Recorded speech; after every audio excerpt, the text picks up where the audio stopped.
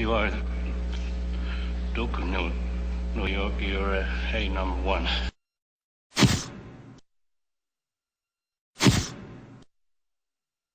Why would somebody want to eat a pineal gland, right? Why would you do that? You do that because you, or the people who do that, are the people who truly understand the type of world and society that you live in.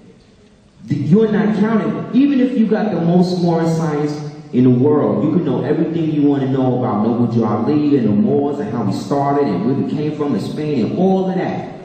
A cracker can look at you and know if you know who you are. Whether you know that or not. There's some people who don't have no understanding about moral science, but they know the difference between right and wrong. They know the difference between righteousness.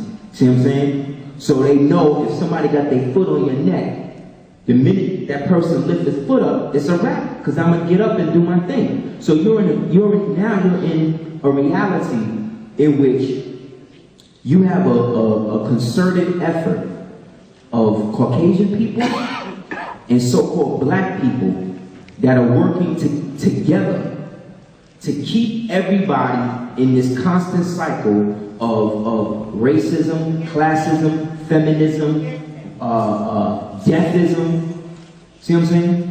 You are, whether you realize it or not, whether you want to accept it or not, we are at the end game. We're at the last stages of a war that all of us in this room, our bloodline, let's say, started maybe 6,000 years ago. So we're now, our bloodline has now reached the end of a 6,000-year war. But the war didn't start 6,000 years ago. It started maybe 6,000 years before that. See what I'm saying? By the time we actually started building pyramids and all that in Kemet, the society was over. You understand what I'm saying? Because the minute that we had to actually sit down and start to carve things out meant that we were already losing touch with what we naturally were. So we had to put it effectively on the outside of ourselves to create the grandeur to perpetuate ourselves even more. But those of us that already knew what was going to go down hadn't been left. See what I'm saying? Another way to understand what a Moor is, Moors are the people who were, let's say, the high priests of every, let's say, culture that existed, that came out of, let's say, even before Kemet.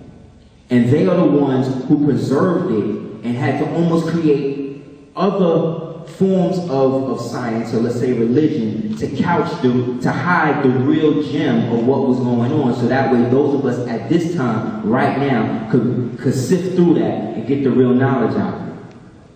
But all of that is dependent upon your perception of yourself. But remember, the perception of yourself is based, unfortunately for most of us, is based